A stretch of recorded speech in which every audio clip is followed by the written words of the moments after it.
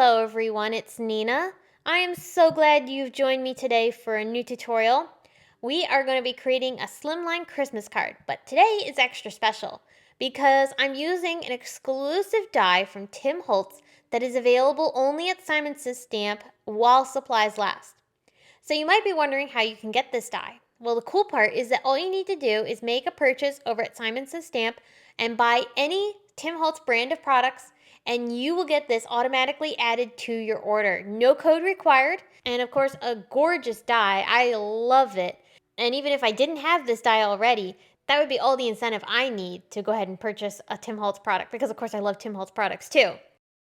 I'm going to be using many Tim Holtz products in today's video, along with products from Simon Says Stamp. So I hope you'll join me as we're creating this festive Christmas card and using one of my favorite coloring techniques for dies. I'm going to start by taking some watercolor paper here.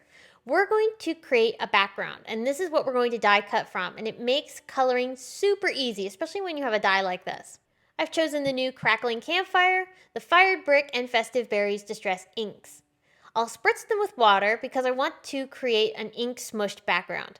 So we're going to take our watercolor paper and start smearing this into the ink. Now I'm going to preface this that I am using watercolor paper. So this paper is textured. This is Tim Holtz watercolor paper. If you want to have a really easy and smooth ink smushed background, you're going to want to use a smooth paper. But I love the texture. And so one of my favorite ways to do this is to work in layers. This will allow me to cover the background with different colors of ink, and it will also allow me to get some really cool texture. For instance, watch how I take some of this fired brick and I smash my paper into it. It's creating these really cool texture spots. And once we die cut from this, these little weird spots are going to create amazing texture for our project.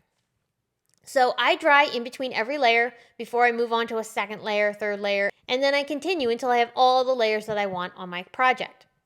I also love to add texture with water, so I use water to reactivate the ink and lift off to create these really neat water spots.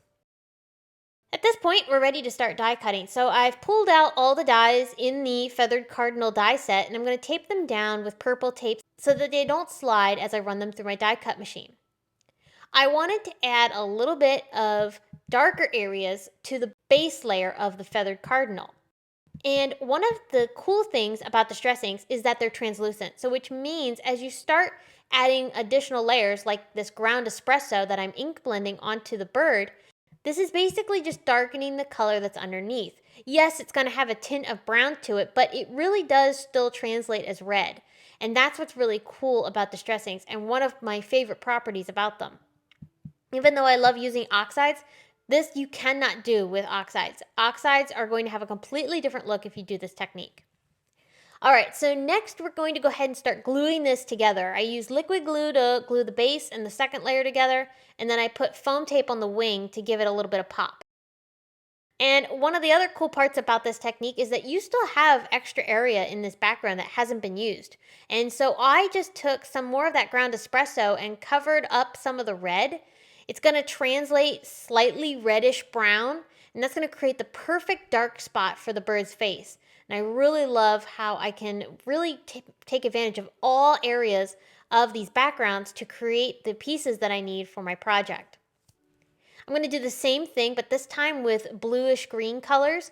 I chose Speckled Egg, Pine Needles, and Evergreen Bough. And the reason I chose these colors is because I want to create some pine needles that my bird can sit on. So just like I did with the red, I'm working in layers and I'm picking up the ink using lots of water in some cases and less water in others to create different textures.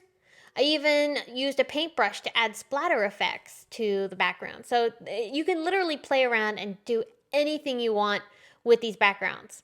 And of course, once you die cut them, look how gorgeous these are. Speaking of die cutting, I also used the brand new Simon Says Stamp Merry Christmas script die. I love this die and I cut it from glitter paper.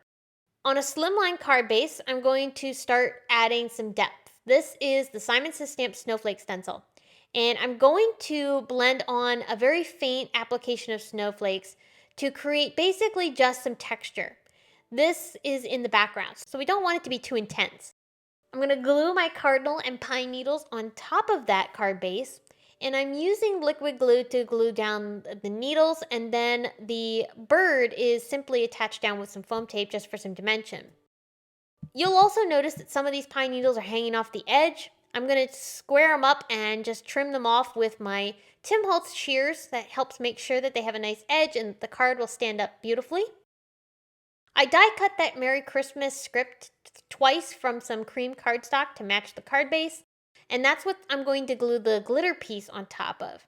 I wanted this sentiment to have a little bit of dimension, so this stacked greeting is the perfect way to do that. I am going to also add a supporting sentiment using the Simon Says Stamp sentiment strips. I use the sentiment labels die to cut it out, and then I'll use my Copic marker to run this across all four sides to create the illusion as if this was stamped onto black cardstock. It hides the white core of the paper. Alright, we're almost done, but now it's time for the most important part, which is embellishing. So, I'm going to start by taking glossy accents, and I'm going to apply this to certain areas of the pine needles. Now, if you watch my videos, you know how much I love distressed mica flakes, and of course I'm breaking them out again, and I'm going to use that as the snow for my pine needles. I used the Simon Says Stamp Stitched Flakes die, and I'm going to cut that from some ivory cardstock. This is so that I can glue some snowflakes in the foreground. These are the perfect size for adding to almost any scene, and I use this die all the time. I also die cut some little circles to be berries for my pine needles. I cut them from glitter paper, but then I also cover them up with glossy accents for extra dimension and shine, and that really made those berries pop.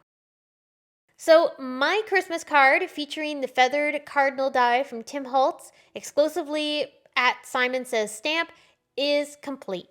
I love this die, and I think it is such a great deal to get a die like this, which is quite large. I mean, you can see how big it is on this slimline card. You're going to get this free with any Tim Holtz branded purchase. So pick out some of your favorite Tim Holtz products that maybe you've been eyeing up, or maybe you need some ink refills, cardstock, you name it. Tim Holtz has it, and Simon Says Stamp carries it all. So be sure to check it out. I have links to Simon Says Stamp down in the video description or over on my blog, and I hope you enjoyed today's video. If you did, I hope you'll give it a big thumbs up and subscribe to my channel if you haven't already done so.